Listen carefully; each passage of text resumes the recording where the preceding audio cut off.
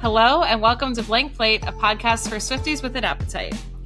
I'm Sarah, and I used to be a little kid with glasses in a twin-size bed. I'm Laura, and I'm a mess, but I'm the mess that you wanted. And we've got a blank plate, baby, and we'll write your name. Welcome! I hope you guys are ready for a long episode, okay? This one's gonna be a doozy. We have so much to cover. I feel like we say this every time, but this one is really mean it. Yeah. We're both concerned about how long we're going to be recording tonight. Is this going to be a 4-hour long episode? Because could very well be. All right? Yeah. It's also our last episode before Showgirl comes out. I know. Which, should we just, get into that real quick? So, our plan is to switch to Showgirl content and leave Tortured Poets for later or on our Patreon. So just a shout out. We have a Patreon. It's linked in our show notes. So if you want to request songs, that's where you can do it. And that's also where we might put some of the Tortured Poets stuff too. So there you go.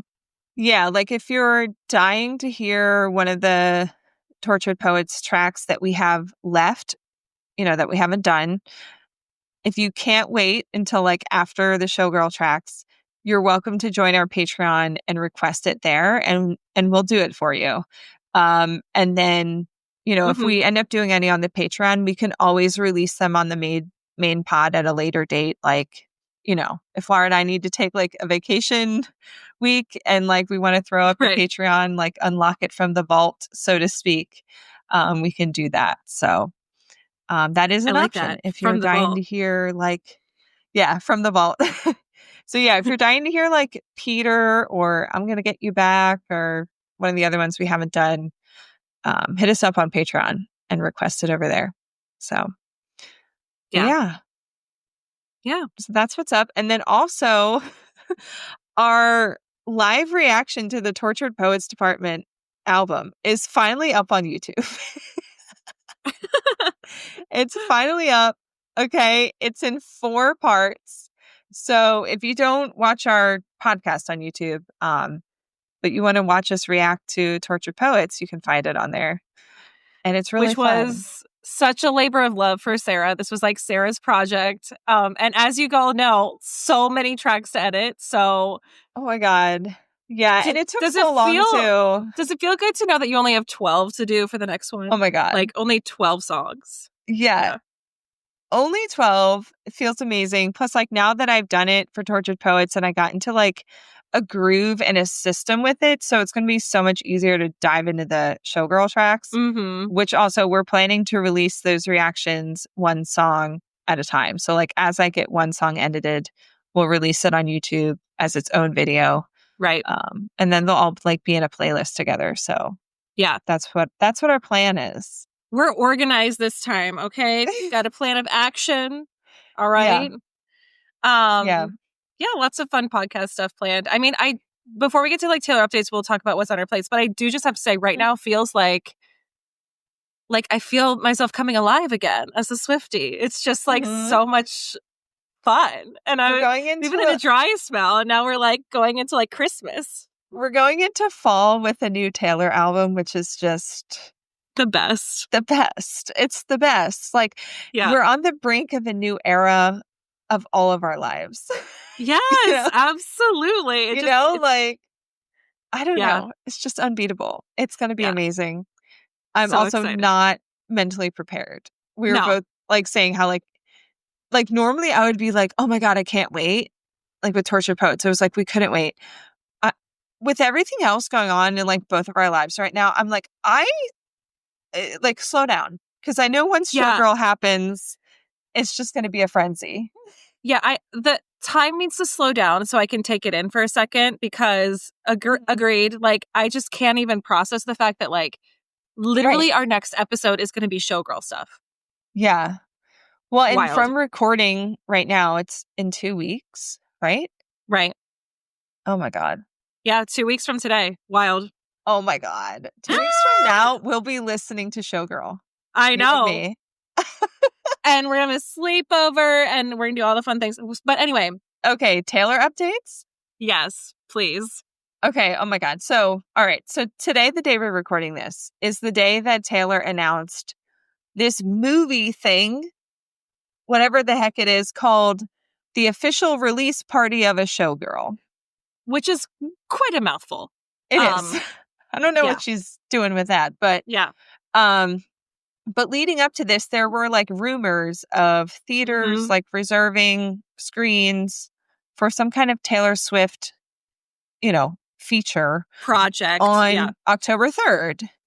And we were all like, okay, like, is this real? Like, I don't know. Right. Or like, could this be the I was documentary or skeptical. whatever? Yeah. Yeah. So today she announces it. It's going to be, this is how she described it. Well, it's only in theaters October 3rd through the 5th. So just the weekend of Showgirl's release. It's the exclusive world premiere of the music video for the new single, which is going to be The Fate of Ophelia, which is track 1. So same as Tortured Poets, because Fortnite was also track 1. It's also going to have, I think this whole thing is like about 90 minutes long. It's going to have never before seen 89 minutes. Oh yeah, 89. Yeah. Yeah. So it'll have never before seen behind the scenes footage of how they made the music video, and then cut by cut explanations of what inspired the music, brand new lyric videos from the new album. Yeah. So cut by cut explanations of what inspired the music. Does that mean for the whole album or just The Fate of I'm Ophelia? imagining track by track. I feel like it's what inspired the music is giving, like, you know what I mean? Like it seems like more than just one song. So like, what does cut by cut mean? Is she gonna like break down the song and like tell us like separate parts of the song, like what they refer to or something? I wonder if this is gonna be. Well, I guess with Long Pond Sessions, we got a really good insight into the folklore tracks. That's what I'm kind of imagining. Like Long Pondish, but like in a, Showgirl style. So right. Yeah. And this is part of her AMC partnership, like what she did with the Eras Tour movie. And it also seems to be like self-produced again, which I don't know why she wouldn't do that. Right. So you know what I was thinking? This release party is giving two things. Number one, it's giving like a refresh of the Eras Tour where like we can all gather as Swifties and be together and experience the excitement for a really short, limited amount of time, which is like honestly so fun.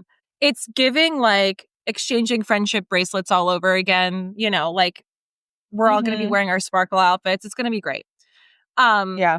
And I do think like it sort of opens the experience to everyone in the way that the Eras Tour movie did. If you didn't get tickets to the Eras Tour, you got to see the movie, you got to have that like mini experience.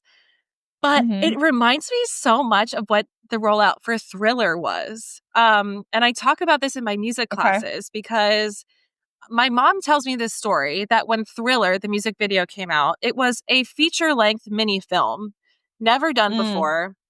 And I don't know if that's what Fate of Ophelia will be as the main single. Is it going to be like a full, like very long storytelling type of music video? Right. But it was an experience in the 80s because people would dress up in their Halloween costumes and go to the movies and do the dance together and like be together for this experience. It's just kind of giving a refresh of that vibe. Do you know what I mean? Well, did you hear about what I love it. What was said really about how this was compared to Thriller before this was even announced? Did you hear this thing? No. So like just the other day, something came out about how like Taylor was at we think she was at the Eagles versus Chiefs game, but she was like behind that wall. So no one could see her when she walked through, which we were wondering like, was just a security measure and stuff. But this report came out that said the unusual move was tied to Showgirl. She's keeping a low profile ahead of its release, aiming for massive impact. And this article also said that like this insider, whoever that is, whether it's Tree Payne, I don't know. They also said the album's rollout will involve wall-to-wall coverage, the best utilization of TV, streaming, and other avenues, ensuring that both new songs and a cultural moment are unveiled, making it the biggest album push since Michael Jackson's Thriller. There it is. There it is. Yeah. So I didn't even see that. And that's crazy that you mentioned it and you didn't know that. The movie theater experience reminded me of what my mom was talking about, being of that time and how special and fun it was and like kind of exclusive. But okay, why did they mention TV and streaming? I'm guessing this might be referring to like how we now know that she's going to be on the Graham Norton show. Okay. So I think she might be getting back into her like press circuit of doing the late night shows. Give us a interviews. Rollout. Right. Yeah. Like publicly talking about this album a lot. Right.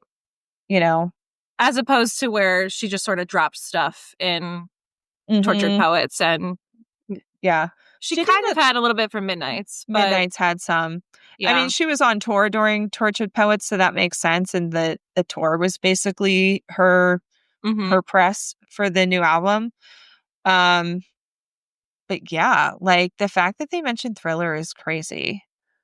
That is crazy. So, and then I heard on I think it was the Taylor Watch podcast, they were talking about that. And Michael Jackson, I think like around that time, it might have been a couple years later. I think it was like 93 or something. He did the Super Bowl halftime show. Oh. So. Well, I'm going to call it now. If they're already making these comparisons to Thriller, I think Fate of Ophelia is going to be a very long music video. Probably. And I'm wondering, is it going to have some kind of like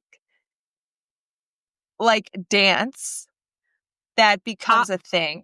It's giving, if it's Thriller comparisons, like. Right? I hope it's more than Shimmer. I want to see it. I want to see full length. Commit to it, Taylor. Okay. Yeah. Also, she did mention now, like, singing and dancing is encouraged or whatever. Yeah. So dancing, I mean. But also it says brand new lyric videos from the new album. We're not going to like play the entire album as part of this 90 minutes, are we? I think we are. You think we are? Yeah. Well, maybe, saying, right? If it is kind of like Long Pond, then I guess that would kind of make sense if like, let's say like the first like 15 minutes or something, or like the Fate of Ophelia music video and like behind the scenes. So like maybe 20 minutes of all that stuff. And then another like hour where it's the album plus before each track, she's talking about what inspired it. And then the song plays with the lyric video and everyone can sing and dance. That's what I think. I don't know. But you and I are going Saturday morning, the day after release. Perfect timing. Laura scored us tickets. And I was so fortunate. So when this news came out today, so I get the news alert and I texted it to you and Rebecca, that group chat. And then my friend Steph. And then immediately I had a roofer show up my house. And so it just so happened to be my lunch break. And I was like, I'm on it. So I send off this text to people. I didn't even get to finish reading the article about what this thing is. And I have to run downstairs and meet with Roofer. And, my Apple Watch is blowing up. I know everyone's talking about it. And then you call me and I actually canceled the call. And then you called me again. So I told this guy, I'm sorry, I think I really need to take this phone call. So then you're like, what time should I get? I'm getting tickets. I was like, I'm in. What time are we going? Yeah. So then I was like, I trust you, preferably Saturday, see what you can get. Literally, it felt like mini Ticketmaster Great War. Like it was. Oh, yeah. It was definitely. The website was crashing. I went to the Regal site. That, it was just like insanity. So then I get off the phone with you and I tell this guy, I was like, sorry. I was like, Taylor Swift business. I was like, there's this thing going on. I said, my friend and I have a Taylor Swift podcast. I was like, it's kind of like a work emergency for me. He's like, okay. Yeah. And then I think there was a good hour after I sent off this link to you guys that I couldn't text people back. Yeah. And then so I get back, I had 35 texts from you and Rebecca. And then my friend Steph, she was freaking out. She's like, I'm in. I got 2 tickets. Oh my God. And then a little later, she's like, what happened to you? What's going on? was like, I'm so sorry. So Where I did you sent this go? link. I disappear. I come back. I now have 2 tickets. I had 2 people buy me tickets. So I'm going with you Saturday That's morning. friendship. And I'm going again with Steph Saturday night, which is perfect.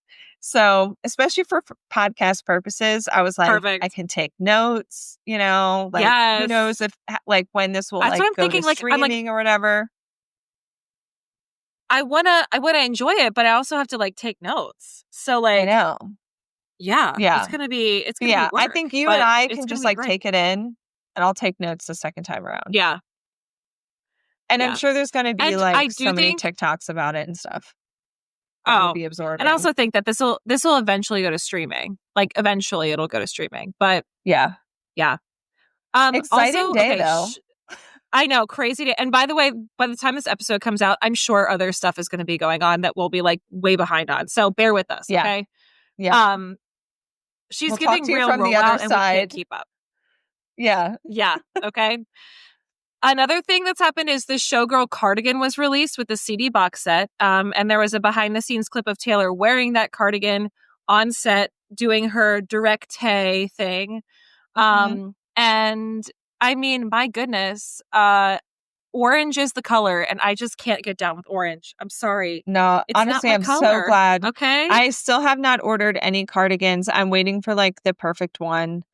Yeah. But that one is certainly not it for me. So I'm marked safe. No.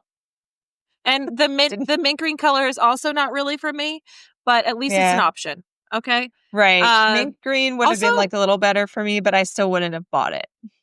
Yeah. But I will say there's also some weird stuff happening with the Reputation tracks being used for some of these behind the scenes and rollout of the cardigan. Oddly enough, they all were instrumentals of Reputation. Some people were picking up on the fact that it's not the same as the original Taylor version. I did listen and I did pick up on some differences. There's definitely more guitar in this social clip that Taylor's using, less synth and it's more guitar. Which means are these Reputation vault tracks that don't have her vocals on it? Not vault tracks, the re-recording tracks that she's just never going to release because she said she's not going to. I don't know. But also, Rebecca said that they start at 47 seconds, both of them, within those 2 songs. That's what people are saying. That each clip started at the 47-second mark for the songs. And also, I just have to say, unrelated, Reputation is having a renaissance because between those 2 songs and then The Summer I Turned Pretty using the song Dress. Oh my God, yeah. Dress was in the top 5 on iTunes or something this week because of that. That's and Out of the Woods was used as well in that episode. But anyway, big Reputation renaissance happening. So, well, also back to the cardigan, I wanted to mention that it was released with a CD box set, which I don't think she's ever done before. But I feel like that has to be on purpose so that the cardigan sales contribute to the first week album sales. I think so too. By including the CD. The business savvy way. Even remember she had the CD and only the CDs included the jewelry pieces. So it's if you want jewelry, you got to buy a CD. Yeah. So it's savvy. Oh, and then I just wanted to mention a couple other theories about the Showgirl tracks that are new since our last episode. I forgot to mention a theory about the song Wood, because Wood is the 5th anniversary thing. It's the wooden anniversary. So I was like, okay, well, what would be 5 years from last summer? Well, it would be 5 years since her masters were sold to Scooter Braun. Okay. Because they were sold to Scooter on June 30th of 2019. So June 30th of 2024, which is last summer, when she said she was writing and creating this album, would have been 5 years. Okay. So just something to keep in mind. Also, a commenter on our last episode made a good point that maybe it could be about knocking on wood because Taylor is superstitious and she feels oh my God, everything's going so well right now. This doesn't seem real. I better knock on wood so I don't jinx it or something. Okay. That's cute. Yeah. Yeah. And then Shout out to our YouTube commenter, Mike. He's our number one YouTube commenter. He comments on every video. He always has like great comments, like really in-depth shout out. But he had a couple good ideas about some of the tracks. And one of his that I was like, oh, I didn't even think about that, was Ruin the Friendship. That could be about Maddie. Because like she and Maddie were clearly friends before they had their like official situationship dating situation. But were they ever really friends? I mean, they were more friends than they are now. That's for sure. So like they were kind of friends or whatever the heck they were. Mm-hmm. And then they went into like fully dating, for that short time. And then last summer was like the aftermath of the Tortured Poets album being out in the world, which was basically like a big F you to Maddie Healy. So she kind of like burned that friendship to the ground, right? Yeah. So maybe she was reflecting on that and was like, yeah, I ruined that friendship and I don't care. Or you ruined the friendship, or we ruined the friendship, or whatever. So that's a theory. I also heard a great theory about eldest daughter from the Taylor Watch podcast. And Mike also mentioned this in his comment about maybe it's kind of about being like the eldest daughter of current pop music and how like certain responsibilities or something kind of like fall on her as this like pop titan who's like been around for a while now at this point. Or about like feeling more like a big sister than like we all love to call her mother. It's like a joke. Right. Maybe she's like, I'm not mother, I'm big sis or something. Okay. So yeah, just things to keep in mind. Yeah. Honestly, I can't wait to be so wrong about all of these. I mean, if you listen to our Tortured Poets like theories, oh my God, we were just not even on the same playing field. I should go back and re-listen to that and see like it's how gonna far be off so funny because we're so wrong, right? I'm just so excited to have a pop album. I mean, we just need it. And with all these mentions of dancing, I'm very excited. I can't wait to bust my butt and just shake my thing. Okay. Doing a complete 180. Our track we're focusing on today is loml. Right. So we're gonna take it down a notch, okay? Right. And we picked this one because we really felt like we could not exit the Tortured Poets chapter for now without hitting this song. This was a biggie, for sure. Yeah, we've kind of been like saving it. So it's like, okay, now's the time. We've been delaying it because it's such a heavy one. And mentally we had to prepare ourselves. So yeah. So let's get into it. Obviously from Tortured Poets, originally released April 19th, 2024, written by Taylor and only Taylor, and was produced by Taylor and Aaron Dessner. We have differing opinions on Fountain Quill or Glitter Gel Pen. I think it's a fountain pen song because she mentioned that fountain pen songs have like modern references, and this song has things like Cinephile and Mr. Steal Your Girl and We Were Just Kids, Babe. They just feel more modern to me. So I would put it in the fountain pen category. I put it in Quill because of lines such as, when your impressionist paintings of heavens turns out to be fakes, a con man sells a fool a get love quick scheme, dancing phantoms on the terrace, are they secondhand embarrassed? Like, this is poetry. So so it's both. It's definitely both. It's like towing the line. It's like one of them is like its rising sign and the other one is like the star sign. For sure. So this is definitely straddling the line between Quill and Fountain. I see both sides for sure. Sister song and related album. What did you say? The sister song for me is The Smallest Man Who Ever Lived because The lyrics feel really similar because they're both reflecting on like his lies and broken promises. It feels like the sad version of The Smallest Man Who Ever Lived, whereas that's like the angry version. They're also the two songs that sandwich I Can Do It With a Broken Heart. So it feels like they go together, where it's like we take a little break for I Can Do It With a Broken Heart, which kind of symbolizes Taylor like stepping away from her grief to perform and like put on a face, put on a show. And then she comes back to sitting in this feeling and like reflecting on what happened with this situation.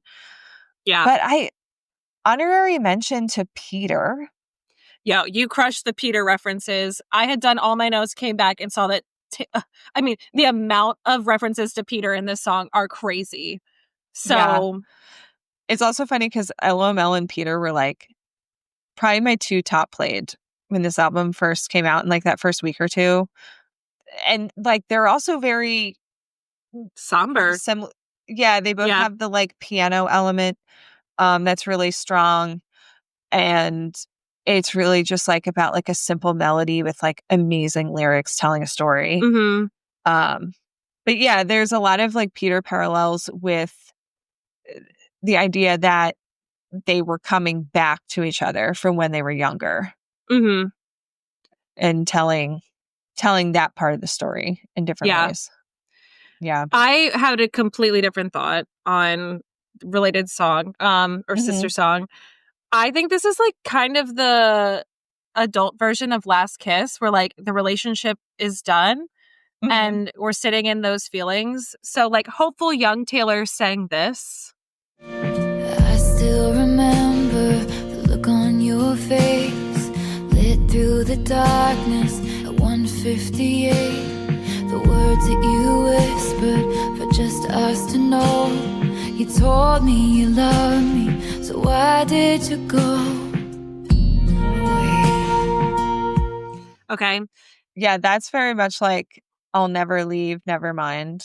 Yeah, exactly. Or our field of dreams engulfed in fire, your arsons match your somber eyes, and I'll still see it till I die, you're the loss of my life. Basically, like it's like her reflecting on like, we had all these hopes and dreams. I remember the light on your face, lit in darkness at 1:58. It's like, and why did you walk away?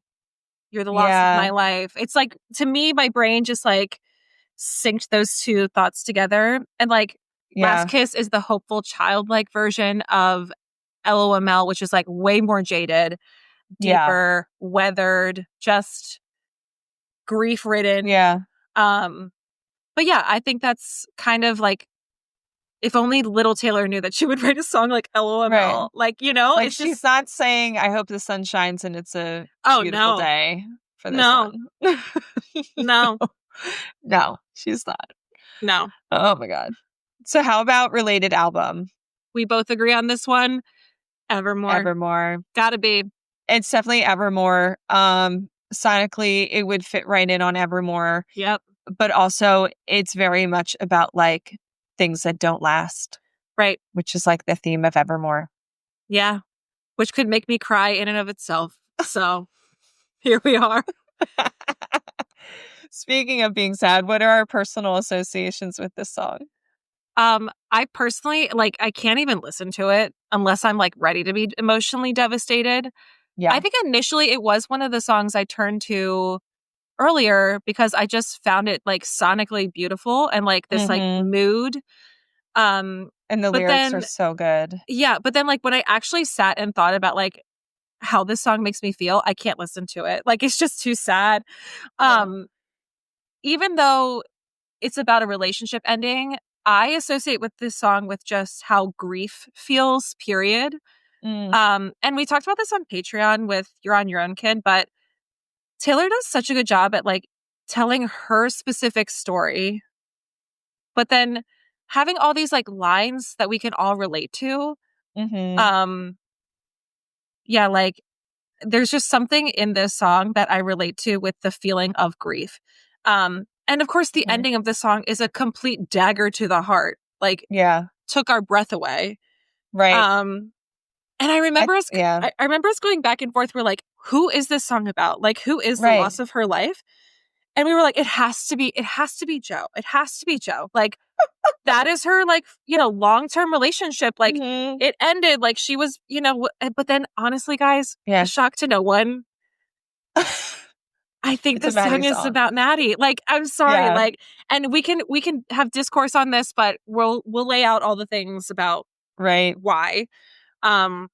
Yeah, I think, when we first listened, we both were like, this is about Joe, right? And we were kind of trying to like make sense of it. And then, I think in the first week or two, as I was listening to it a lot, the more I listened to it along with the whole album and you come back to this song, I'm like, oh no, I believe this is also a Maddie song. Yeah, there are so many Easter eggs in this song that tie back to other very specific Maddie songs. It's like undeniable. Yeah. So, right. Sorry, guys. Yeah. Like I said, in the first week or two, this might have been my number one played from the album. It's just so good. And I don't think I loved it. Like, obviously, the first listen, it made me cry. I was like, this is beautiful. But compared to other songs on the album, it's musically boring, right? It's beautiful, but it's boring. But pretty quickly, I was like, oh, no, wait, this song is a masterpiece. And I want to hear it and sing it constantly. Like, I think it's one of her best songs.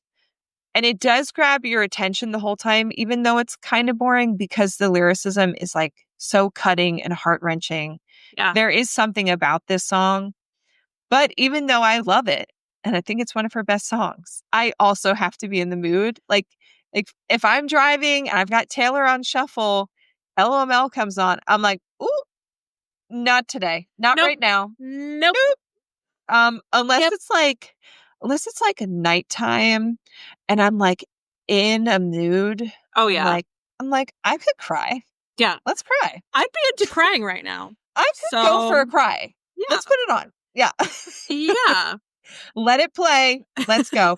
It is honestly like, it is one of her most beautiful songs and painful songs, which I think as like appreciators of her music, we're able to like say like, this is a masterpiece just in the vulnerability alone. But yeah. So like, okay, getting into the folklore of the song. Obviously the overall like thesis is that this is like a debrief of a romance dying that was rekindled and then died. Yeah. So we're sort of getting like the layout of like what happened and also how she's feeling about that. And like, we'll talk about rekindled in a second, but like. Yeah, I mean, it basically, like, especially now that we know the whole story, after you unpack the entire album, she walks us through their whole situation in this song about rekindling an old fling, talking rings and talking cradles, saying, I'm the love of your life, all this stuff, a bunch of lies.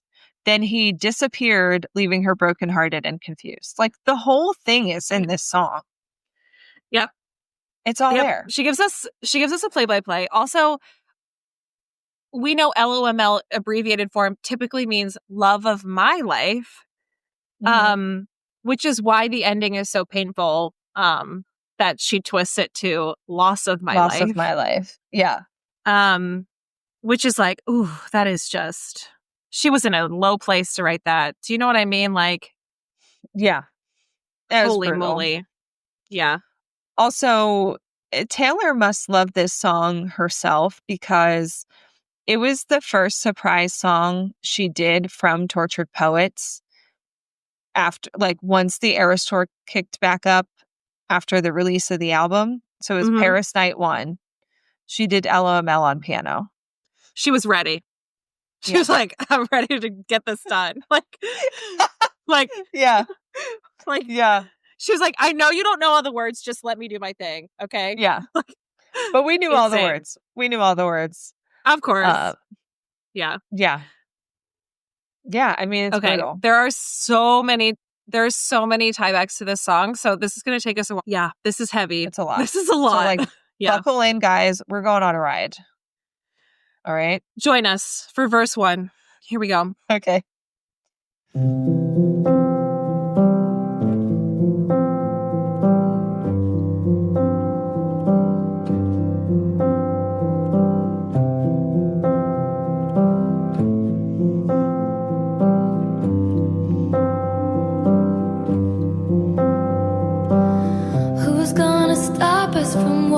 waltzing back into rekindled flames.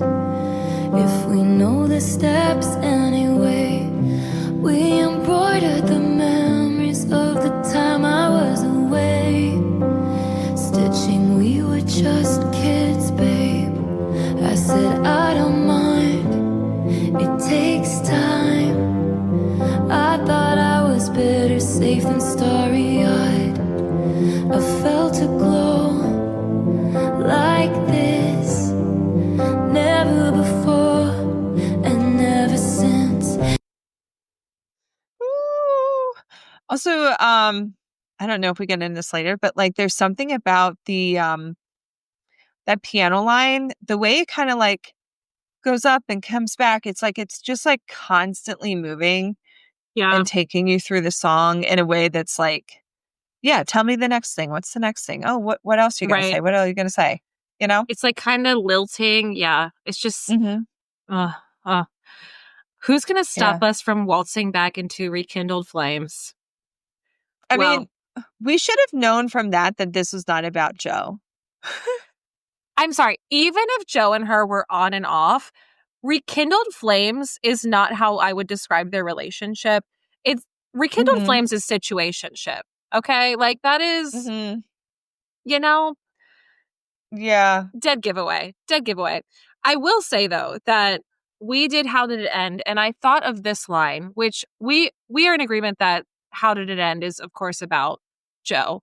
But this lyric, we learned the right steps to different dances and fell victim to interlopers' glances. Okay. So she used the word waltzing. And then in the song How Did It End? We learned the right steps to different dances. So Taylor's waltzing, a different dance than Joe. Did she learn the steps that led her to an entirely different person? Perhaps an interloper's glance, who she already knew had a crush on her. So, just saying. Well, also one definition of waltz is to like advance easily and successfully. Like you would say like, oh, you just gonna waltz in here, you know, that kind of thing. So once she and Joe had ended, it was so easy to like fall into step, so to speak, with Maddie. Right. Because that whole thing was just like sitting there, simmering, and they just had to like rekindle those flames and walk right back into it. Right. If we know the steps anyway, like we're going to waltz right into this. We know the way that this works. The familiarity of like knowing how you operate with this person. Yeah, it's like it's always been there and they've just been dancing around it for this whole time. You know, the whole time she was dancing with Joe. around each other. Yeah, they've just been like circling each other for like 10 years. Oh, yeah. And then we embroidered the memories of the time I was away, which is also giving, I didn't even think about this, fresh out the slammer. The time I was away, that's a saying that a lot of like mafiosos use about talking about going to jail. You know that? Like they don't ever say, oh, I went to jail. They'll say, oh, the time I was away. Okay? Just saying. Yeah. Do you know what I'm saying?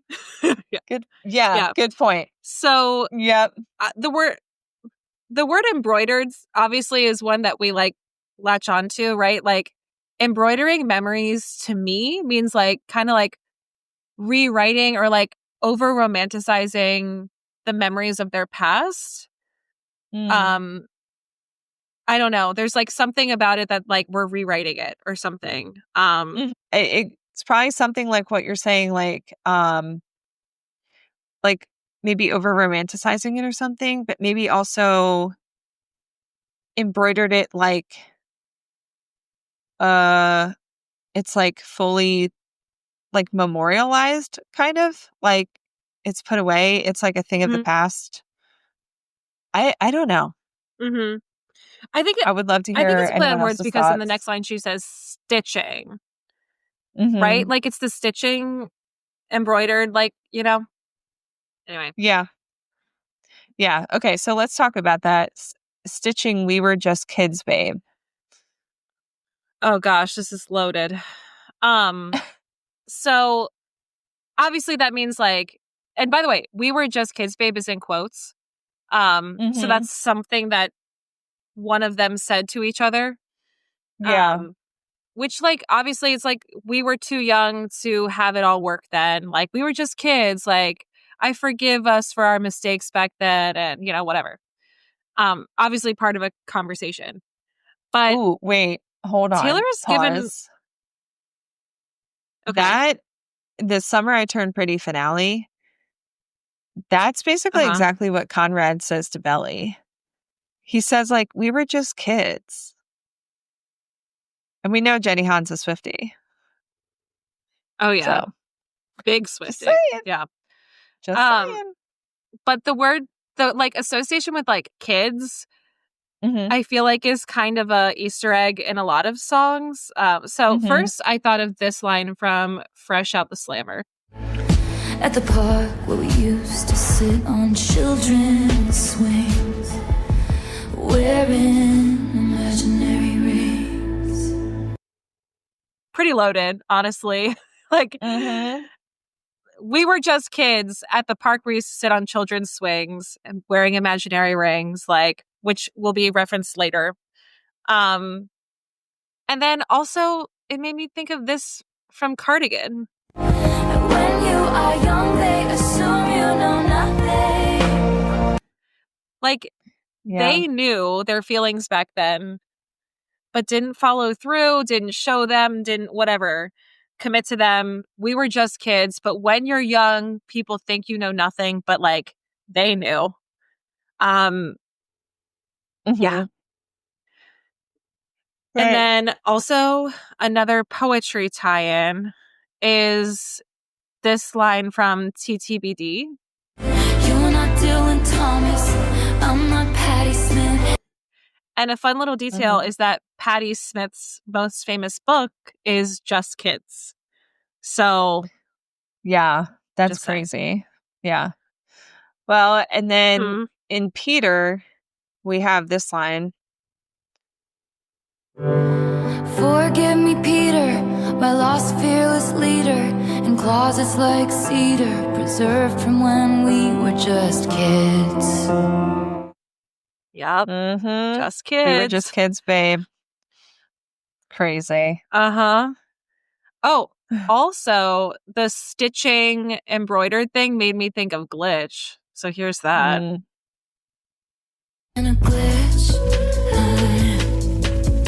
5 seconds later, I'm fastening myself to you with a stitch. And I'm not even sorry. Nights are so starry, blood moonlit. Okay. Yeah. Got a lot going on. Yeah. Yeah. Moving on to the next part. I said, I don't mind. It takes time. So she's saying, like, back when we were younger, you know, we were fools. Like, it's fine. We needed to take time. You know, now apparently is the right time, right? So again, going back to Peter. Hold on. Okay, yeah, this one. We said it was just goodbye for now. Referencing that when they were younger, they were like, maybe later, right? Like, now's not the time. And then also this part of Peter. As the men masqueraded, I hoped you'd return with your feet on the ground. Tell me all that you've learned, 'cause love's never lost when perspective is earned. Which is one of the best parts of Peter. But like, love's never lost when perspective is earned. Saying like, it's okay that we weren't together back then. Like, we came back to each other now. That's the plan. Like, we had to learn and grow, and now we're together, and that's okay. She says, I don't mind. It takes time. And that, again, it implies that like now is the time. So, or she thought was the time. So, right. Yeah. And then we get this loaded line. I thought I was better safe than starry-eyed, which of course has us digging up every single thing that mentions Starry. So here's this from. Honestly, this is a huge Easter egg. Mm-hmm. Was any of it true? Gazing at me starry-eyed. Okay. Mm-hmm. Safe is obviously not Maddie. Yeah. I thought I was better safe is definitely giving Joe than starry-eyed being Maddie. And I feel like that's the biggest give. Mm-hmm. The smallest man who ever lived, gazing at me starry-eyed, better safe than starry-eyed. Come. And then I just played that section from Glitch. I'm not even sorry, nights are so starry, blood moonlit. Glitch is obviously about like, I don't know what's going on here, but like, I'm seeing you and you're seeing me. There's a glitch in the system. It's giving like reconnecting with an old flame. Honestly. Yeah. I wonder if Glitch is like about Maddie during the Midnight's era. But like when it came out, we were all like, right. What the heck is this song about? Maybe that song was about right now, like right when she was writing it, you know? We're going to have to do Glitch on the Patreon. We got to figure that one out. Yeah. Yeah, Glitch is a mystery. And then, of course, there's this from Call It What You Want. Starry eyes sparking up my darkest night. So, is Call It What You Want about Maddie? I don't know. Like, I always assumed that was about Joe. Like, yeah, I think that's a Joe song. Yeah. But just interesting. She likes this phrase starry-eyed for sure. Oh, yeah. Mm-hmm. Mm-hmm. So at the end of this, she says, I felt a glow like this never before and never since. Like, it's crazy because like we assumed this album was going to be a breakup album about Joe, right? Yeah, absolutely. And like, as we've discussed, like we've come to the conclusion that we think this song is about Maddie. So like, she's basically saying like, I've never felt like this before. Even in my 6-year relationship that just ended, I've never felt like this before. And she thinks she'll never feel that way again. So really, this line is her way of saying, you're the love of my life without actually saying it. Which is kind of crazy. Right. Which, by the way, she never says in this song, you're the love of my life. It's always, you said that I'm the love of your life. Mm-hmm. And then she hits us with loss of my life at the end. But But she does say that without saying that in that line. Right. So yeah. Speaking of, here's the chorus. Okay. If you know it in one glimpse, it's legendary. You and I go from one kiss to getting married. Still alive, killing time at the cemetery. Never quite buried in your suit and tie. In the nick of time, you low down boy, you stand up guy, you Holy Ghost. You told me I'm the love of your life. You said I'm the love of your life. About 1,000,000 times. That's brutal. I just feel so bad for her. It ain't right. Right. It ain't right. It ain't right. No. Yeah. Okay. If you know it in one glimpse, it's legendary. You and I go from one kiss to getting married. So like, this is like giving love at first sight.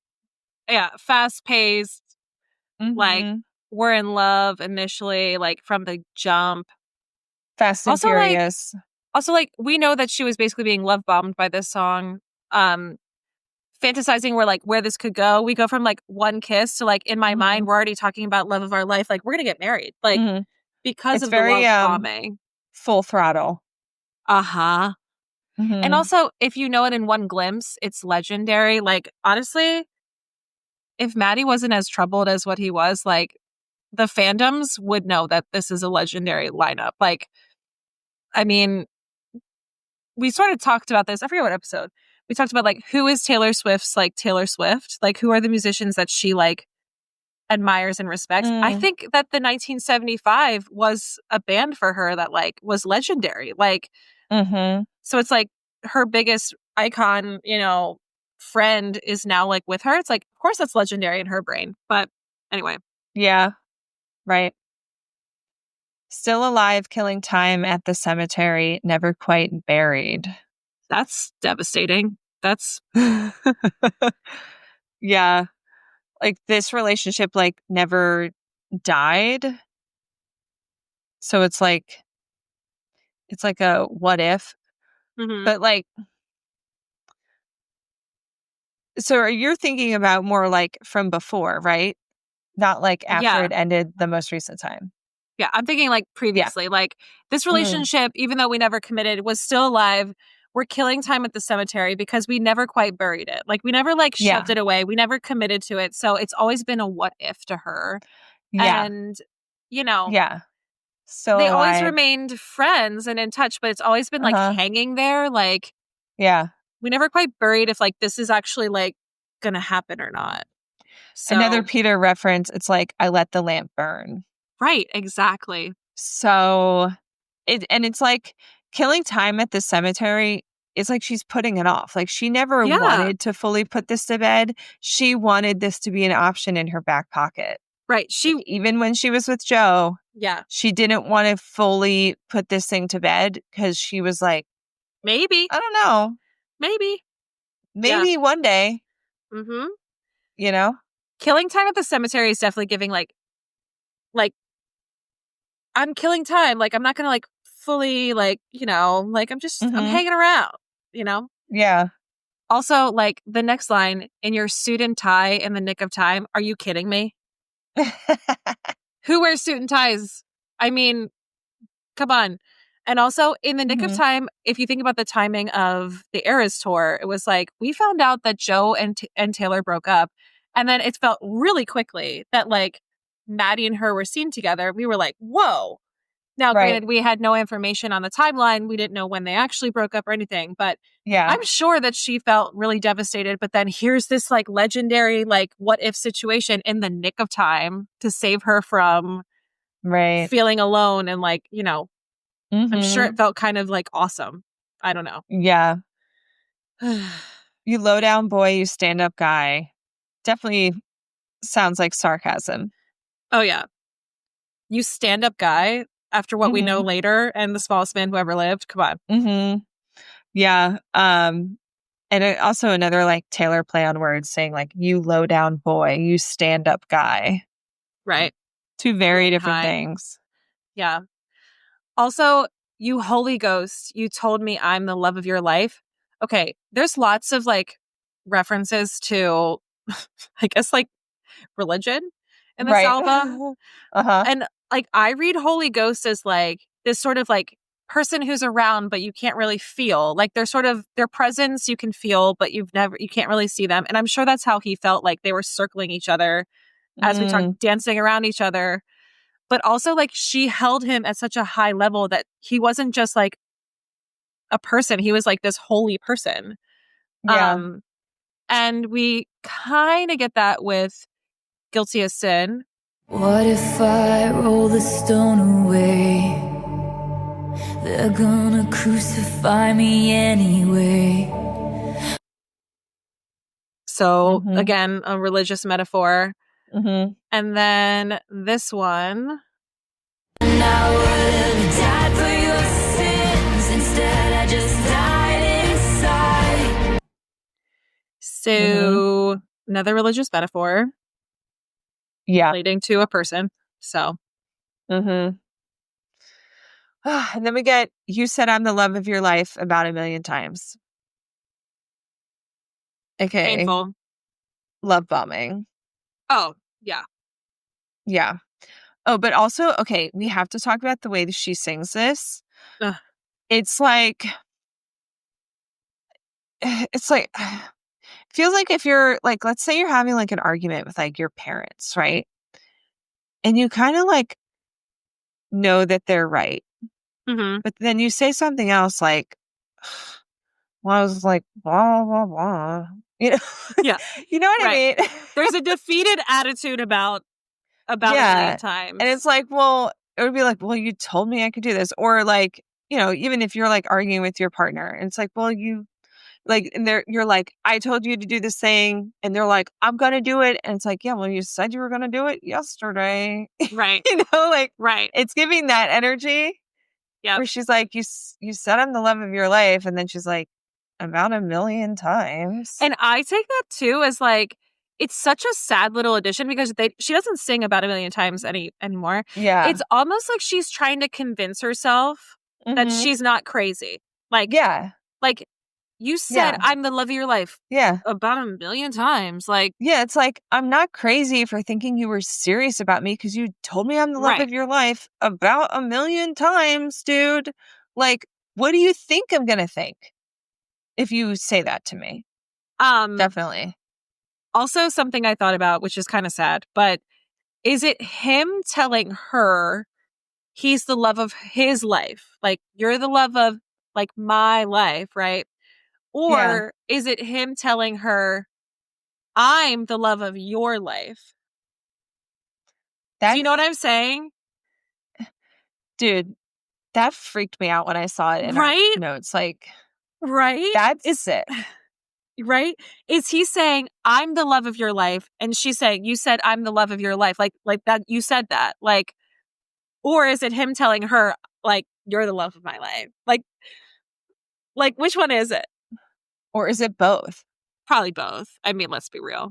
But like, I don't know this man besides basically like what I know from this album, right? But I can like see him saying that. Like, I'm the love of your life.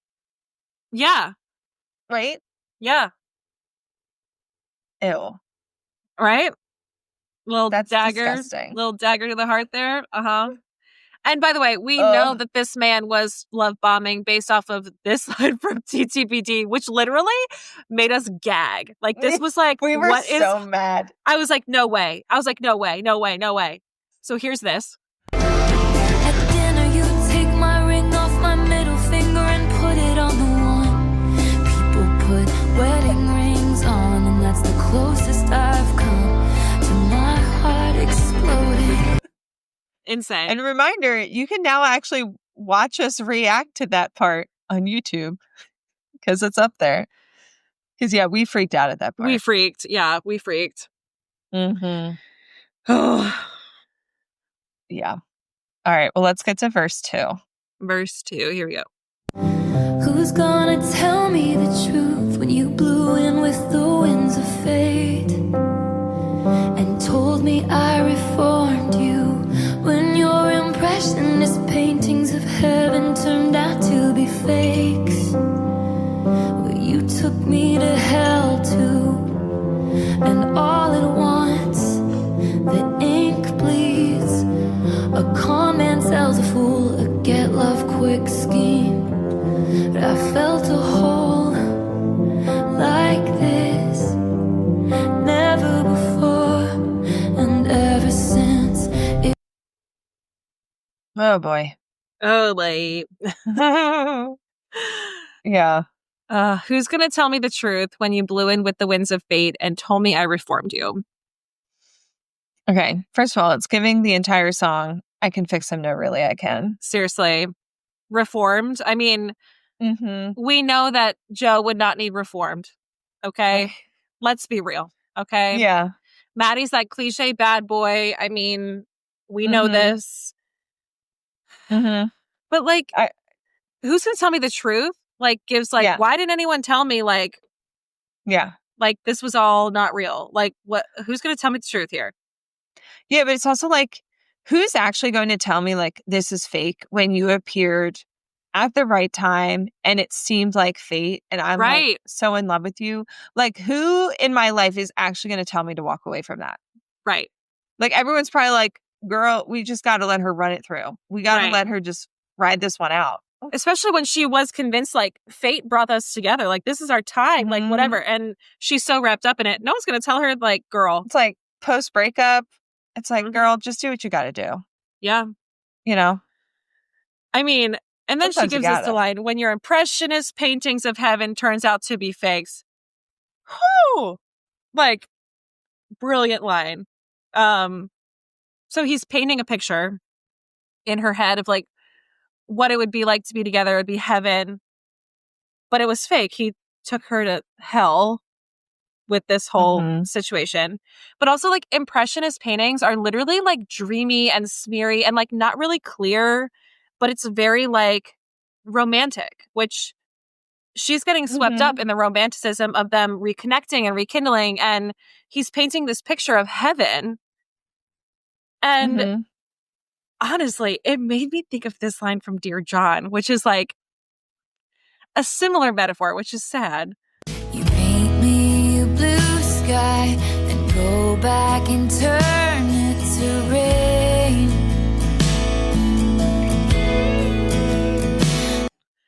Also, like, young Taylor was so savage. Like, including, like, a John Mayer-esque line in Dear John is the best thing ever. Anyway. Yeah. I'm so glad you kept that little, like, guitar. You have to. In that clip. Oh, my God. But yeah, similar, like, painting an impressionist thing of heaven. You painted me a blue sky and turned it to rain. Like, it ended up being fake. Like, it's all, you know, related. But we also have this line from Down Bad. For a moment I was heaven struck. For a moment I was heaven struck. Also, did you know that some people mishear that line to be, for a moment I was having a stroke? What? Come on. Which, like, some people thought that's what she was saying. Which, like, also kind of fits. Yeah. What? Yeah. No, that's not real, guys. Yeah. But also, I was searching, because we have, like, a Taylor Swift lyric searcher. There's, like, a couple websites for this. But I was like, I know she's talked about, like, painting before.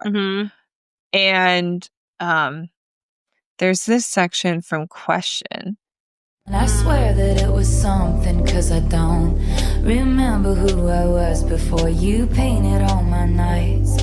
A color I've searched for since, but... Also, this just made me think of something else. Like, you showed me colors you know I can't see with anyone else. You're painting colors, like... What song is that from? Illicit Affairs? Yes. Yeah. Plus, don't we, like, kind of think that Question is about Maddie, maybe? That's another one. Glitch and Question are now up in the air for me. Because Question has always been a question. So, just saying. Yeah. Anyway. You took me to hell, too. So, like, she's talking about, like, these highs and the lows of being with him. Okay. And all at once, the ink bleeds, which makes me think of this. And I sound like an infant, feeling like the very last drops of an ink pen. Ouch. Ouch. Ouch. Ouch. Ouch. That hurts. Because, like, I always imagine that line, like, all at once the ink bleeds. Like, these are, like, two tortured poets who are, like, writing their songs with pen and ink. Like, all of a sudden, like, the truth spills out. Like, the words just come out of me. Like, everything's emptied. And the very last drops of an ink pen very much gives that same sentiment. Yeah. I know. Yeah. It's intense. Oh, a con man sells a fool a get love quick scheme. Like, she was sold a bad deal. Yeah. He's a con man. Yeah. Like, she thought that she had finally found her person. And he was like, yeah, I'm the love of your life. You're the love of my life. Yeah. Right? And, like... It's like, we found it. And then he just, like, disappears.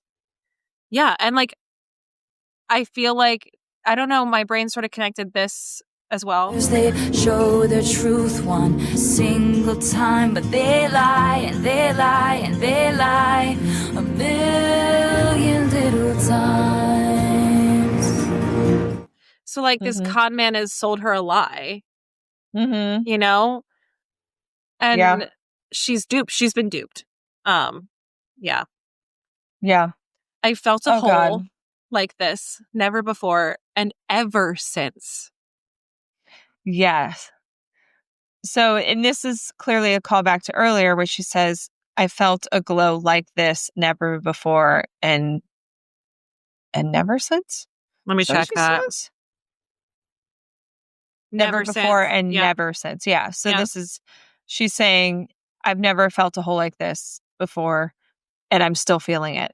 Which this time it's her way of saying, you're the loss of my life without saying the words.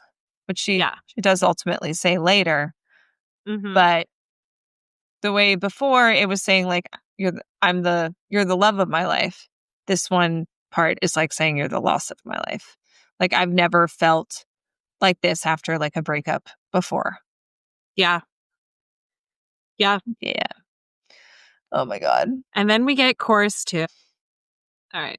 If you know it in one glimpse, it's legendary. What we thought was for all time was momentary. Still alive, killing time at the cemetery. Never quite buried. You Cinephile in black and white. All those plot twists and dynamite. Mr. Steal Your Girl, then make her cry. You said I'm the love of your life.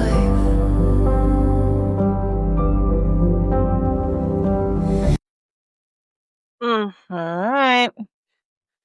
She repeats, if you know it in one glimpse, it's legendary. But then the new line is, what we thought was for all time was momentary. Which is the truth. I mean, like... like they were talking about like being together and like having babies and like, you know, love bomb galore, like marriage and kids. And then it was just like gone. Yeah. So it was just a little blip of like a situationship, relationship kind of thing. And then we get you Cinephile in black and white. All those plot twists and dynamite. But I guess like all the music videos for the 1975 are in black and white. Is that correct? Not all of them, but a lot of them are in black and white. Okay. Which is why like the Fortnite music video being shot in black and white is like, hello. Right. Yeah. And also like all those plot twists and dynamite is like, it's giving like all the like times that we were sort of like dancing around and like it just didn't work out, and dynamite is like this explosive like love affair. Like, do you know what I mean? Yeah. Mr. Steal Your Girl. It's Mr. Steal Your Girl. Anybody? Oh, it's Mr. Steal Your Girl. Anybody? Okay. So I Googled that to see what it's from, and I'm assuming you're singing the song Mr. Steal Your Girl, which I don't think I've ever heard before. Yes, you have. Oh, that's that song? Uh-huh. Oh. Yeah. Anybody? Okay. Anybody? Okay. Anyway. Maybe I do know it. All right. Mr. Steal Your Girl, then make her cry. I mean, okay. I don't know what that's about because it's capitalized, but Mr. Steal Your Girl is definitely giving like, I mean, he kind of like sidelined someone else for her, you know? Right. Like it sounds like he, even if Taylor didn't technically cheat on Joe, I mean, listen to Guilty of Sin. That's all I mean, yeah, period. Right. Period. Okay. Yeah. Also, like, Mr. Steal Your Girl, then make her cry reminded me of this. Cause it wasn't sexy once, it wasn't forbidden. You know, like it was fun and sexy when you were trying to like steal me away from a man. But it wasn't sexy once it wasn't forbidden. Like, yeah, you know? It's like Make now her you actually cry. have to be like Taylor Swift's boyfriend, which apparently you didn't like very much. You couldn't handle, okay? So Yeah. Then it ends with, you said I'm the love of your life again. So. Oh, guys, we hit the bridge. It's time to hit the bridge. Here we go. Okay. Whew. You shit talked me under the table, talking rings and talking cradles. I wish I could unrecall how we almost had it all. Dancing phantoms on the terrace. Are they secondhand embarrassed that I can't get out of bed? 'Cause something counterfeits dead. It was legendary. It was momentary. It was unnecessary. Should've let it stay buried. Laura's over here cracking me up with her theatrics. If you're on YouTube, it's the only way I can cope. Otherwise, I just get so sad. So Laura's doing that so she doesn't cry. Yeah. I think it might be just this section. I don't know if it happens again later, but the little like clinky, the very high pitched piano keys. notes. Mm-hmm. There's something about those notes in this section that just kills me. I'm like, like it makes it so much sadder somehow. I agree. There's something eerie about it. There's something sad about it. Yeah. Ooh. Anyway, let's break it down. Okay. All right. You shit talked me under the table, talking rings and talking cradles. Well, geez, Taylor, tell us how you really feel. Just when we thought we got like, you at dinner you put my ring from my middle finger on the one people put wedding rings on, she brings it back again with talking rings and talking cradles. Yeah. She's like, you guys, you don't understand. This man talked about marrying me and having babies. Okay? Don't act like I'm crazy over here. Right. Okay. This is the shit that he said to me. Okay? I'm not out of my mind. I didn't make this up. This is what he did. Before he straight up like ghosted me. I'm not crazy. So this is why I need to be committed to a mental institution. Yeah. And we're like, okay, fair. Got it. We get it. We understand. It's so unhinged. Oh my God. I wish I could unrecall how we almost had it all. So am I remembering correctly that this little couplet here was an Easter egg during the rollout? I think so, yeah. This was like one of the lyrics that she fed to us before the album came out, which, of course, we all were like, oh my God, that's about Joe. Right, of course. She's devastated. And we're like, nope. No. Nope. Not about Joe. Nope. But that made me think of this part of The Black Dog. Now I wanna sell my house and set fire to all my clothes and hire a priest to come and exorcise my demons. Ugh. No, that's so good. Like, let me just forget that all of this happened. Like, this is... Like, can somebody give me, like, a lobotomy? Right. So I can just forget any of this ever happened. Right. It's, like, too hard to remember that we were so close to making it. After all this runaround for years. I wish I could unrecall. Like, get it out of my brain. I wish it never happened. Yeah. Oh my God. And then we get this line. I mean, God. This is just something I was like, send me to the Institute at this point, okay? Seriously. Dancing phantoms on the terrace. Are they secondhand embarrassed that I can't get out of bed because something counterfeits dead? Dude. Like, this section to me has such strong imagery. Yes. Right? Which also so I got the piano book for Tortured Poets, and which is at my parents' house because that's where the piano is. So sometimes when I'm there, I play some Taylor, whatever. But I was playing from it the one day, and I was just like talking to my parents, and I was like, the lyricism in this album is just incredible. I was like, listen to this line. And I read that section to my mom. And she just goes, what does that mean? You're like, what do you mean? I'm like, okay, let me tell you. But like, I see, it's like, I picture Taylor on a bed. Honestly, like, picture like a castle. Okay. Yeah. And she has like a stone terrace out her window, like a door to a terrace. She's just like wallowing in bed.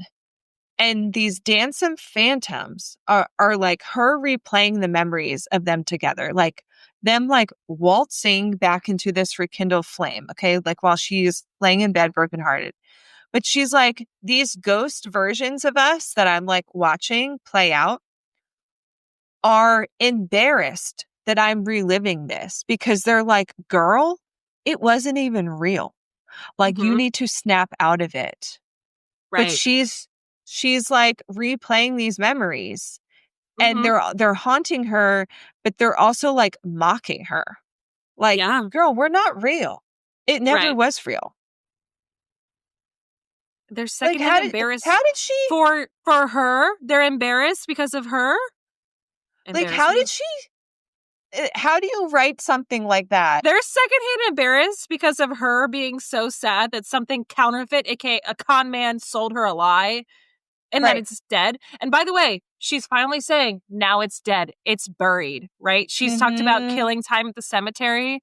Something counterfeit is now dead. It's now like in the grave. We're done. Yeah. Yeah. To me, like, the imagery is so strong. Also, I don't know if anyone knows the classic animated movie Anastasia, okay? But it makes me think of like those like dancing ghosts in the song Once Upon a December and like a castle sort of thing where like these ghosts of the past are like around and it's like all in your brain and it's like all romantic. It's very fairy tale like. And then it's like these fairy tale fake ghosts are basically like, girl, like get a grip. Right. Like, which is like devastating, of course, but. Yeah. Insane. Like, I don't know how she painted that picture and that sentiment so well with these lines where it's like, so good. It just took us like 2 minutes to talk about it, to like explain what she's saying. Like, this is where her genius comes in. I love it. I'm so obsessed. Oh yeah. And then we get, it was legendary. It was momentary. It was unnecessary. Should have let it stay buried. Which is the same idea as like, I wish I could unrecall how we almost had it all. Like, I wish that we just would have never opened up the floodgates. Yeah. And like, the anger is rising. She almost yells that line. Like, should have let it stay buried. Is like the only time we hear any sort of thing other than just sadness and grief. Yeah. She's like, she does almost yell that compared to the rest of the song. But also when I hear this, I'm like, was it unnecessary? Because I kind of feel like she needed this to happen. Because if not, wouldn't she have always like thought like, what if about Maddie Healy? I mean, like, we can. I think she would agree. She would agree now. Yeah. Like I know it was extremely painful for her, but I do worry that without this finally happening and blowing up in her face, what if she had like always held on to that little flame for him and that could have like kept her, like could have held her back from fully embracing Travis Kelce, for example. You know, but also like the what if relationship, the closure is needed. Like getting the closure means that she can fully just be moving on. But also like, we should have never even opened it up anyway. I shouldn't have even opened that option. Like, what was I thinking? Right. There's also like embarrassment. Are they secondhand embarrassed? Like, yeah. It's a lot. Yeah. It's so good. Well, should we move on to chorus 3 in the outro? Yes. Oh, what a valiant roar. What a bland goodbye.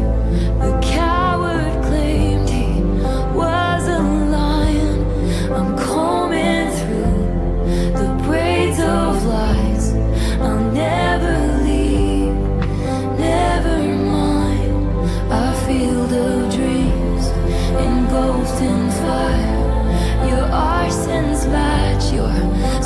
somber eyes, and I'll still see it until I die. You're the loss of my life.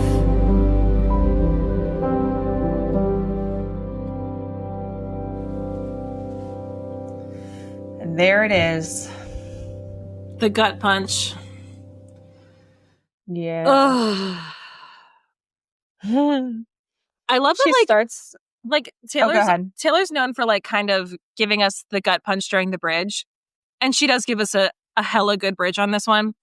Mm-hmm. But this last chorus to outro, she really saved the best for last. I mean, my goodness. It is really good. This part at the beginning here, she says, "Oh, what a valiant roar, what a bland goodbye." This reminds me of the saying about the month of March, "In like a lion, out like a lamb." Mm-hmm. It's like he came in so strong with this, like, "You're the love of my life" crap and talking rings and talking cradles. And then he literally ghosted her. Yeah. Like a total coward. Like a complete bland goodbye. Like so bland it didn't even occur, really. Yeah. Apparently. Yeah. Yeah. It also reminded me of this line from The Black Dog. He said I needed a brave man, and proceeded to play him until I believed it too. And it kills me. I just don't understand how you... Ugh. I mean. Yeah. Because she says the coward claimed he was a lion. Right. You said I needed a brave man, and proceeded to play him until I believed it too. And that, her saying until I believed it too, is implying that, like, it wasn't real. She had to, like, believe something that was fake. Again, something like counterfeit. A con man sold a fool a get live quick scheme, right? Like, she bought into it. She got swindled. Yeah. Also, like, she mentioned in the prologue poem, quote, "Then a crash from the skylight bursting through, something old, someone hallowed," which does remind me of Holy Ghost, "who told me he could be brand new. Reformed you, hello, anyway. How gallant to save the Empress from her gilded tower, swinging a sword he could barely lift." AKA, you said that you needed a brave man. This man comes in swinging a sword that he could barely lift because he's not a brave man. Like, he's not this like lion with a valiant roar. He came in with a valiant roar, but he's not. Yeah. Which also reminds me of this part of The Smallest Man Who Ever Lived. You didn't measure up in any measure of a man. Like, dude, Dang. You're a coward. Dang. Yeah. Wow. All right. Now we've got I'm combing through the braids of lies. Such a good line. Cue us being obsessed with Taylor's baby braid era. Right. We're like, it has to be a call out. Right. Yeah. But also, The Smallest Man, we've got this. Was any of it true? Yep. And it's such an amazing, like, visual metaphor for untangling the web of lies that he created. Right. She says, I'm combing through the braids of lies, like all these lies woven together. Right. And I'm finally combing through them. I'm separating them. I'm seeing them for what they are. Yeah. And then my personal devastating line that I'll, like, never forgive her for, quote, "I'll never leave." Another quote, "Never mind." And one right after the other too. Like, no space in between. Just give me a immediately. Give me a second, okay? Right. Which reminded me of this devastating line from The Archer, which, like, if you want to think about, like, deep feelings fears that Taylor has, it's this. Who could ever leave me, darling? But who could stay? And then some guy comes in and says, I'll never leave. Never mind. Just kidding. Oh my God. Yeah. Wait. Oh, here we go. Here's another Smallest Man one that is a parallel. Starry said normal girls were boring, but you were gone by the morning. Oof. Yeah. You're like, oh, normal girls were boring. I like you. You're not like other girls. But then he still just leaves in the morning. It's like, okay, well, what did that mean? Right. And then we also have this from Peter. Promises oceans deep, but never to keep. Yeah. Yeah. Full of false promises that you never follow through on. Never to keep. Crazy. Yeah. Our field of dreams engulfed in fire. Your arsons match your somber eyes. Holy moly. Okay. I'm like, okay. Our field of dreams is like the goal, the dream, the like heaven that you like aspire to. Engulfed in fire is such an image. Okay. Yeah. Also, I think about the movie Field of Dreams with this, the baseball movie. Right. You know what I'm talking about? Yeah. Engulfed in fire. Your arsons match, meaning he lit the whole freaking thing on fire. Okay. Your somber eyes is giving like what a bland goodbye, right? Like, yeah. Like you don't even care. Like there's no emotion. Right. There's no sadness or, guilt or any somber eyes. It's basically just like, yeah, I set this thing on fire. So what? Right. Yeah. And I'll still see it until I die. You're the loss of my life. Gut punch. But also, I've been thinking about this recently.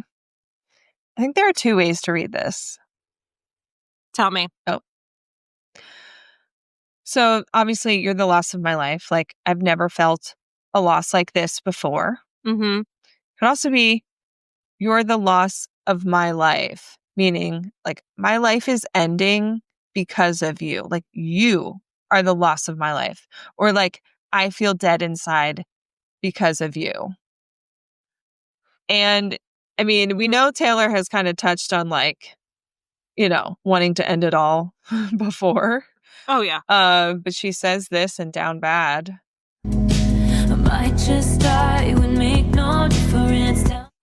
Oof. I might just die, it would make no difference. Like, you are the loss of my life. I have no life left in me. So, like, I might as well die because what difference does it make? Like, I'm already dead inside. And speaking of dead inside, again, wait, where is it? We have so many clips. I know. This part from The Smallest Man. And I would have died for your sins. Instead, I just died inside. Yeah. Yeah. And also, like, again, we've been waiting for her to use the term LOML, not LO, what is it? Love of your life. Loss of my life being the play on words for what should be love of my life. Yeah. It's too much. It's too much. Yeah. See, here's the thing. If I were listening to Tortured Poets when I was in my like depression era, like early 20s in college, I don't even know who I'd be. Like if this song was out during like my lowest of low, I don't know, guys. I don't know. Yeah. Because do you think, but like, do you think this album could have saved you from like a toxic situationship? No, because I was toxic. So you were too in it. Yeah, I was too in it. I definitely had like my own Maddie Healy, So, but I will say, like having an album like this would make me realize how unbalanced I was, and I wasn't crazy. I don't know. Like, yeah. Like I get the unhinged love affair that was this for Taylor. I get that, you know? Yeah. Because I sort of had that too. But especially someone that like wasn't necessarily like good on paper and like probably needed reformed. And yeah, like all these things. So, you know, at the end of the day, if this album were out during that time, I would have made it my whole personality, probably. That's the gist of it. Yeah. All right. So talking about the musical theory for this song, I was just saying, like, there's no major crescendos with this one. Like, we have that one section you mentioned where she almost like shows a little extra emotion, like a little bit of anger in that one part. But for the most part, it's like just very steady and lilting. And I mean, it's beautiful. Yeah. But I think the way that it is like a pretty even keeled song kind of adds to like the resigned sadness of it. Like she's in her wallowing phase here. Oh, yeah. This is, you know what I mean? This is, I'm laying in the bed just sad. Yeah. And also the instrumentation in this is so simple and cut and laid back. It's literally piano. There's some strings. And it's a repeated piano line. The rhythm just like is the undercurrent of the whole thing. Like, which is why you were saying that like it's kind of a boring song, but the lyricism really does captivate you. Do you know what I mean? Yeah. And what I mentioned earlier too, like I think there is something about the pattern of the piano line that just kind of keeps circling, which also kind of mirrors the way she's clearly ruminating on this and just going over all the details, you know. Just kind of how like a couple songs on this album are. And she clearly was doing that because she wrote 31 tracks in a seemingly short amount of time. Yeah. And put them out. Yeah. Like she said it was a data dump. So yeah, she's just kind of like going over it all in her head and like, you know, working through it. But working through it. Rough. Yeah. Oh. All right. Should we do our favorite lyrics and ratings? Yes. Okay, so here's my favorite. I'm combing through the braids of lies. I'll never leave, never mind. Girl. And I gave this a 9.2, but almost like every time we do a song, I want to bump it up. Like by the end of our like analysis, I'm like, that's not a 9.2. That's a 9.4. Right. You know? So I'm gonna change mine to 9.4 because this is one of her best like lyricism. I think some of her best lyricism on Tortured Poets is in this song for sure. Yeah. I give it a 9.3. Yeah. It's really good. Like I said, I think it's one of her best songs of all time. And then this is my favorite lyric. Oh, dancing phantoms on the terrace. Are they secondhand embarrassed that I can't get out of bed? 'Cause something counterfeits dead. Yeah. I just love that part so much. Yeah. Oh. All right. Yeah, I think I had like a pretty visceral reaction to that when we first heard it too. Yeah. Yeah, both of us were pretty strongly like, what is happening? Like, okay, this song is a recipe. I said cold Earl Grey tea. Like, Earl Grey tea that was once piping hot and cozy that is now sitting there dead, undrank by the windowsill when it's raining. And it's just like, no one's going to touch that, you know? Yeah. You know? I also went tea because like this song feels like drowning your sorrows in a cup of something like warm to wrap your hands around, like for comfort. But it's also a little bit salty, right? So I was Googling like, what are some like salty teas? And I found this recipe for a salted chai tea from avajaneskitchen.com. So we'll link to it. But it's just someone's chai tea recipe, but she puts a little fancy salt on top. She also puts a dollop of coconut cream on top of it, which sounds pretty good. So yeah. It's definitely a rainy day song. Oh, yeah. Rainy day tea song. Mm-hmm. Well, we got through it. All right. Oh, my we goodness. got through it. We did it. What's wild is like our next episode is going to be a totally different vibe. My God. Like a totally different vibe.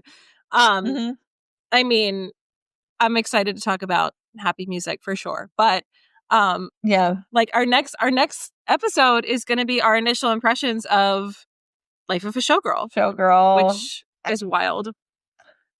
Yeah. So and then I don't know if we'll do like a separate episode about the movie thing or if we'll wrap that into the first episode. We'll kind of see how much we have to say about it. But yeah, guys, we're about to like enter the portal into Showgirl land for the next episode. We're about to be new people. We're about to enter a new era. See you next era. Okay. Seriously, see you next era. Can't wait. Yeah. Was there something else I wanted to say? I forgot. I don't know. I think we should start signing off. Yeah. Okay. If I think of it, I'll say it. Okay. All right. So thanks so much for joining. If you like to support us, make sure you're giving us a follow at Blank Plate Pod on TikTok and Instagram. And of course, check us out on YouTube. You can also check out our website at blankplatepodcast.com and send us an email at blankplatepod@gmail.com or leave us a voicemail or text us at 717-382-8313. And please feel free to like text us or whatever your thoughts about Showgirl. You know, anything you like want us to touch on the first episode, you know, whatever. Like we want to hear from you. So yeah. And again, if you're loving the content, if there's a Tortured Poets song that you want, you gotta let us know on Patreon. If you're dying, you gotta let us know on Patreon. Yes. It's linked in our show notes. Yeah, and we'll put a clip at the end of our most recent episode, which is about You're on Your Own Kid. But I just wanted to say, spoiler free, because Laura and I are not listening to Showgirl until the evening of October 3rd. So if you do want to like text us your thoughts, please withhold until like Saturday. Saturday morning. Yeah. Because I will see the text on my phone when they come through. And I don't want any spoilers for us. So you could, copy out there. Yeah. Please. So be nice to us. All right. But yeah, again, if you're like, oh my God, how could you not talk about Thank You, Amy, or whatever? Like, please let us know on Patreon. Like, we'd be happy to talk about them on Patreon. Definitely. So just let us know what you want. Yeah. Anyway, until next time, we had the time of our lives with you. And you know, it's time to go. See you next era. See you next era. Crazy. Bye. From Sprinkler Splashes to Fireplace Ashes is like one of the best bars ever. Yeah. Like it is. It's so good. It's perfectly talking about that journey, like this transition from like being a childhood to like your childhood to being adult. Like Sprinkler Splashes, like the clear image of us like running around in the grass, barefoot, wearing our swimsuits, to like Fireplace Ashes kind of being like older, like scathed, weathered, like you've been through some shit. You know what I mean? Or straight up death. Yeah. Like something has died. From ash to ash, from dust to dust. Like from being a child to like all the way until your life is over. But it's so good though, because it can also represent the seasons, because oh my God, now I can't say it. Sprinkler Splashes is like summer and springtime. And then Fireplace Ashes is winter. So it's such a genius way of describing time moving, no matter which way you look at it. The passage of time. Yeah. Yeah. I waited ages to see you there. I search the party of better bodies. Like, okay, this is like hitting too close. All right. Like, always waiting for her person to like kind of fill in the gaps of how she feels alone. Like, I've waited ages to see you there. I search the party of better bodies, basically being like, I think I'm special, but then I compare myself to all these other beautiful people, and I wonder, like, what am I doing? Like, what? I'm not special. Like, what am I doing here? And also like proof Taylor, that like even Taylor Swift struggles with like body dysmorphia, and she's talked about that on Miss Americana. We'll talk a little bit about it later, I think, too. But like, I will say, as a theater girly, like, it's just like and the music industry is very similar. Like, growing up, I've imagined being the same age, like maybe 13, 14. You think you're special. Like, you think that you're really like able to change your life and go do big things. And you search the party of better bodies. You look at this sea of auditionees or this sea of other singers or people at this party, and you're like, I am not special at all. Like, everyone else here looks better than me, is thinner than me, has better hair, whatever. So I relate to that. So yeah.